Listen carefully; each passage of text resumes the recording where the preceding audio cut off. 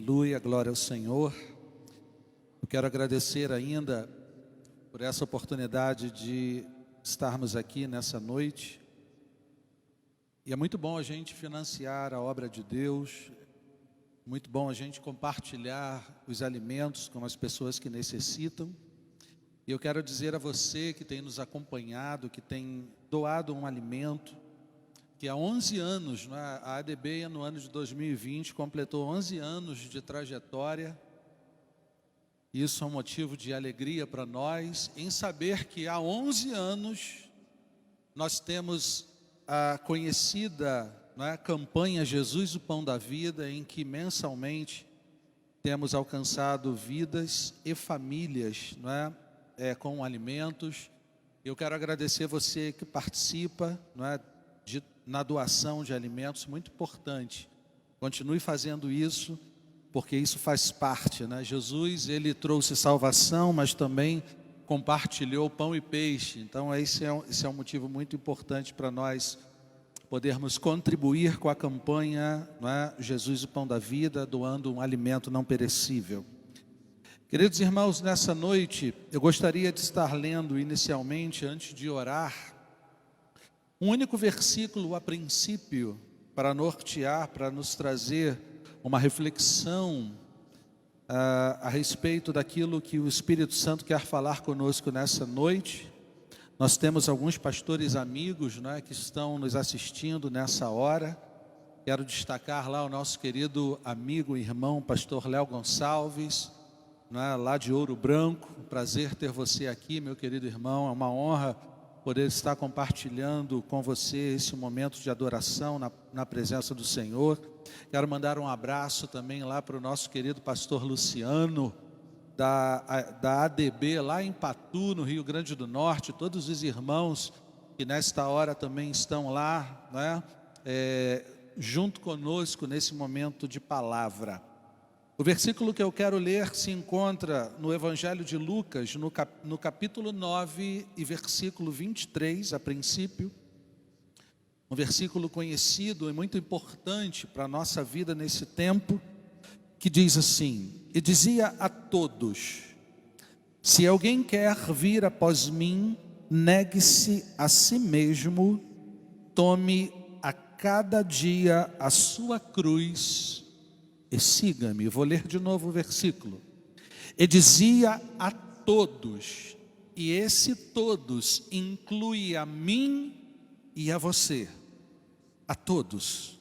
Se alguém quer vir após mim, negue-se a si mesmo, tome a cada dia a sua cruz e siga-me. Palavras do nosso Senhor Jesus Cristo. Pai amado e querido, eu quero te agradecer por este momento em que nos voltamos, ó Deus, para a Tua Palavra.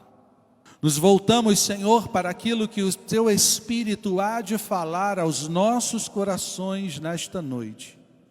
A Tua Palavra, Senhor, ela é suficiente para causar a transformação que nós necessitamos.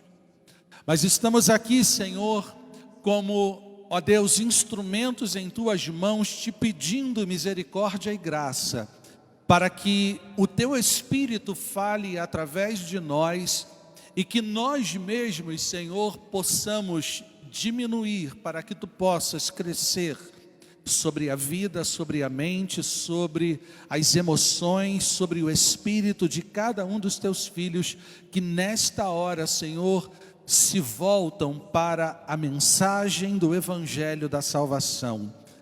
Que a Tua presença inunde as nossas vidas e nos consagre em nome de Jesus. Amém, amém e amém. Queridos irmãos, queridas irmãs, ao longo da nossa carreira, e cada um de nós pode mensurar a sua própria experiência com Deus, principalmente em períodos anteriores a esse momento que vivemos, alguns versículos no coração e na mente de muitas pessoas pareceu filosófico, pareceu distante demais, mas de uma hora para outra nós passamos a viver a realidade de uma vida que necessita compreender e viver a verdade.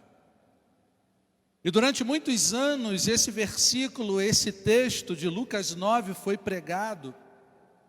E inúmeras mensagens já foram ministradas a respeito desse tema. Mas eu acredito que, assim como este versículo e como muitos outros, muitas pessoas não compreenderam ou não entenderam o quanto a Bíblia, ela nos ensina a uma vida prática diária com Deus. Viver esta caminhada com Deus significa nós nos encontrarmos dentro das Escrituras, nós mergulharmos no que este versículo está dizendo para a nossa vida diária, para a nossa vida prática com Deus. Quantas vezes, ou em algum momento, todos nós já ouvimos alguma coisa ou alguma mensagem do Evangelho que aquilo passou despercebido, que nós achamos boa a mensagem, que nós compreendemos de uma certa forma o teor e o contexto daquela palavra, mas no dia a dia nós nos esquecemos. O que dizer daquilo que Jesus diz, basta a cada dia o seu mal? Uma palavra negligenciada por muitas pessoas e incompreendida por muitos crentes, por muitos cristãos, dentro e fora da igreja. Quando eu falo dentro e fora da igreja, eu falo nos cultos e fora do culto, no dia a dia da nossa vida.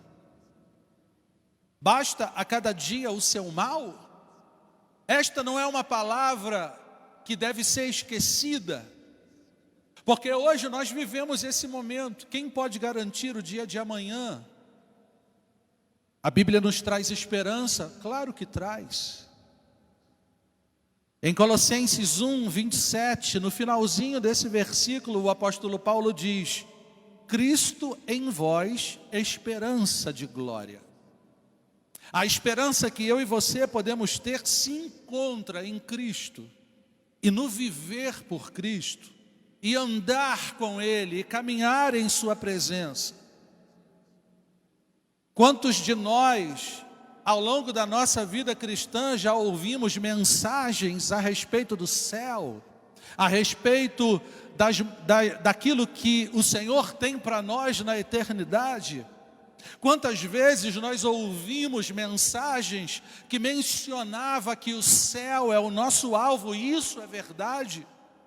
Mas muitas pessoas se esqueceram de viver essa realidade. Muitas pessoas deixaram de entender que um dos maiores propósitos e o principal propósito do Evangelho não é simplesmente um viver humano abençoado ou próspero, mas um viver humano abençoado e próspero na perspectiva de viver a eternidade. Ao longo dos anos, as mensagens mudaram em muitos lábios daqueles que se dizem ou professam servos de Deus, apesar de que nós temos muitos remanescentes fiéis que anunciam a verdade, a salvação, que anuncia o céu como nosso alvo, como a nossa terra prometida, como a eternidade que passaremos com Deus. Mas muitas pessoas se esqueceram e passaram a ouvir mensagens única e exclusivamente voltada para as bênçãos nesta terra. Quem de nós não almeja as bênçãos do Senhor? Quem de nós não deseja estar na presença dEle e receber aquilo que Ele tem para nós nesta terra? Porque negligenciar o céu é algo que vai marcar a vida daqueles que não conhecem o Evangelho. Negligenciar a vida eterna significa que nós ainda não compreendemos a verdade. Porque o nosso Evangelho, ele não pode ser um Evangelho humanista, única e exclusivamente. Porque existem muitas pessoas que querem somente trazer o céu para a terra. para que a sua vida humana seja preenchida de milagres e bênçãos, ao ponto de ele ter a sua satisfação humana completamente atendida, mas esquecendo-se de que o espiritual vem primeiro do que o humano, o espiritual vem antes da matéria, porque Cristo, Deus é Espírito, e Ele existe eternamente, e antes de que tudo isto fosse formado, Jesus era e é para todo sempre. Viver na terra uma vida de esperança e fé é algo maravilhoso. O salmista, em Salmo 27:13 diz: pereceria sem dúvida, se não acreditasse que veria os bens do Senhor na terra dos viventes. A terra é um lugar de abundância para aqueles que creem no nome do Senhor. Mas o céu é o nosso alvo.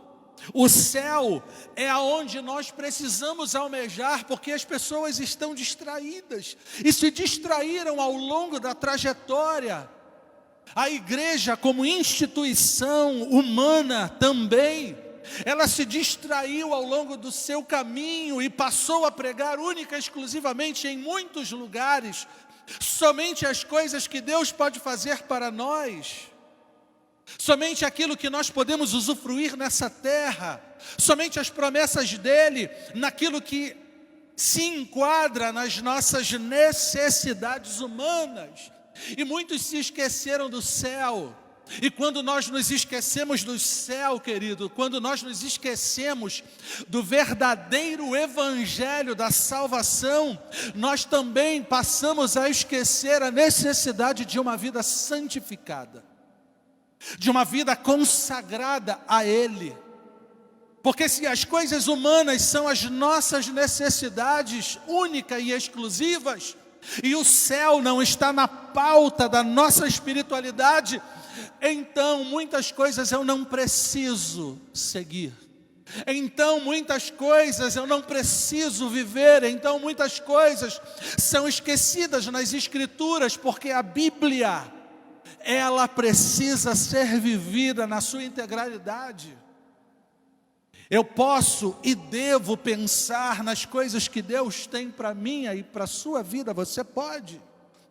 Naquilo que Ele tem para você nesta terra. Nós não podemos perder a esperança ou simplesmente abandonarmos a nossa fé. Ou como diz o salmista, nós precisamos acreditar que usufruiremos dos bens que o Senhor tem para nós na terra dos viventes, aqui. O Senhor tem bênção, Ele tem cura para a sua vida, Ele tem esperança, Ele tem uma palavra que pode sustentar a sua vida nos momentos de angústia de alma. Ele pode mudar a sua mente e o seu coração, Ele pode transformar a tua história, Ele pode devolver a alegria que você pode ter perdido ao longo da tua trajetória, ou por causa desse momento de dificuldades que o Brasil e o mundo têm enfrentado. Cristo é a esperança, e tudo aquilo que eu posso viver de bom nesta terra, eu só posso viver se eu estiver em Cristo. Você só pode viver se você estiver em Cristo. A tua esperança humana, a minha esperança humana não é suficiente para nos projetar um dia de amanhã com tranquilidade. Mas se Cristo estiver em nós, certamente que essa esperança ela é renovada.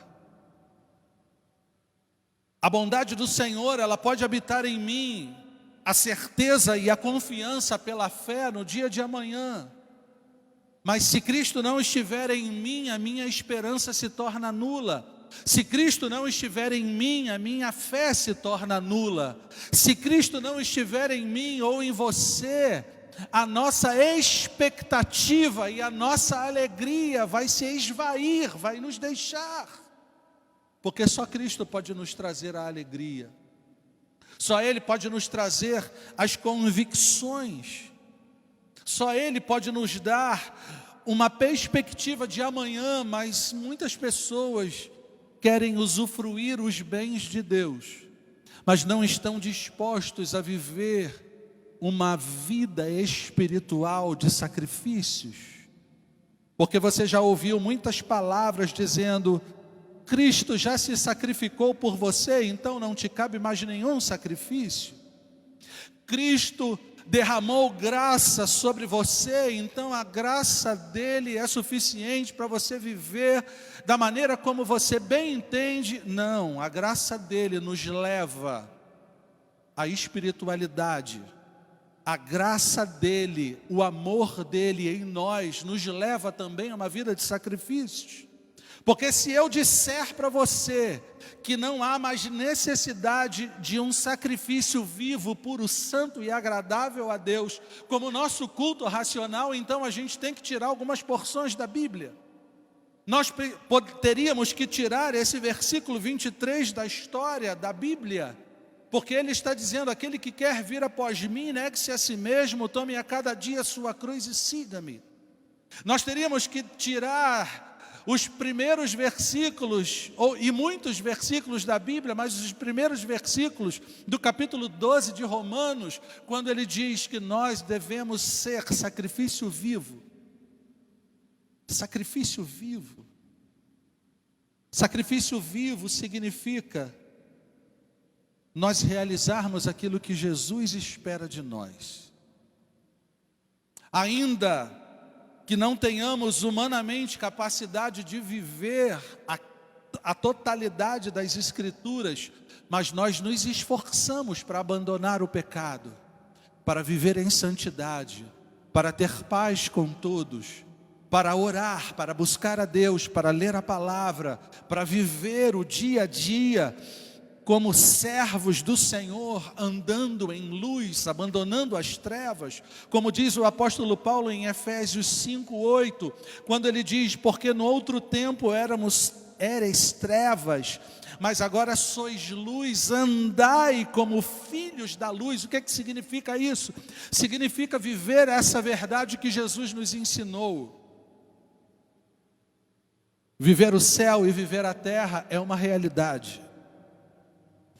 Viver o céu, em primeiro lugar, significa que a minha expectativa não se limita a um olhar humano, que a sua expectativa não se limita a um olhar humano. Viver o céu significa que você entende o propósito pelo qual Jesus veio a esta terra, para perdoar os seus pecados, para lhe devolver a alegria, para transformar a tua história, para lhe encher de esperança. Reconhecer o céu significa que a vida humana, ela não limita a mim e a você, porque após esse corpo mortal estaremos com Cristo eternamente.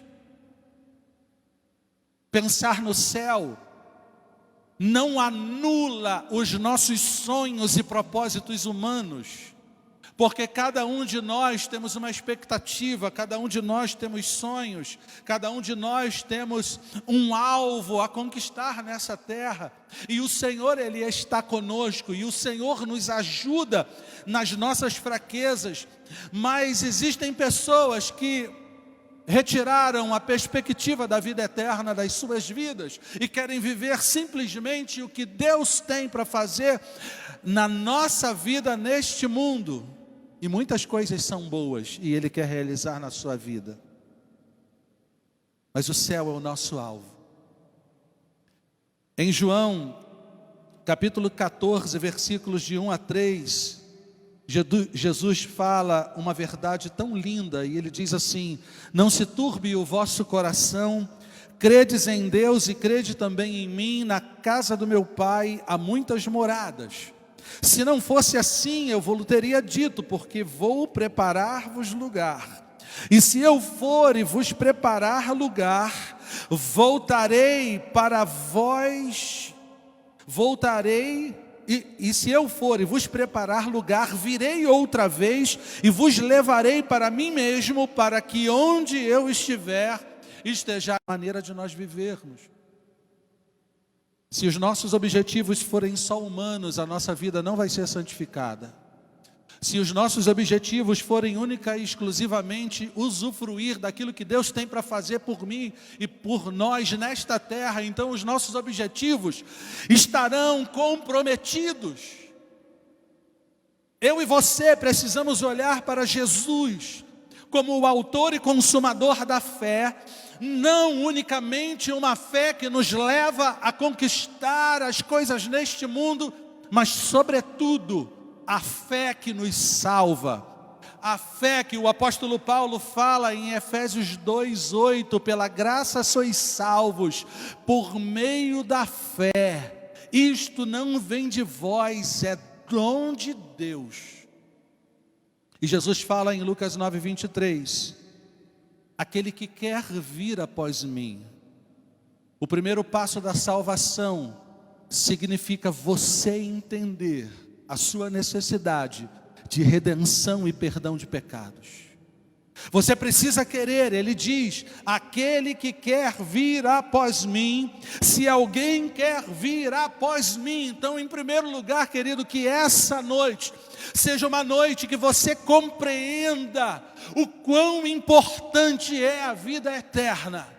Que Ele tem bênçãos para a tua vida nesta terra, sim, que Ele quer te abençoar, quer curar a tua enfermidade, quer tirar a depressão da tua vida, quer te dar uma mente feliz, um coração transbordante de esperança, sim, mas sobretudo que você o aguarde na sua vinda, porque Ele voltará, como diz o versículo do capítulo 14 de João, voltarei para vós mesmos, para onde eu estiver, estejais vós também. Ele vai voltar, Ele vai buscar a sua igreja, e aqueles que buscam o Cristo só terreno, só para as suas bênçãos humanas, pode ser que não alcance a redenção eterna.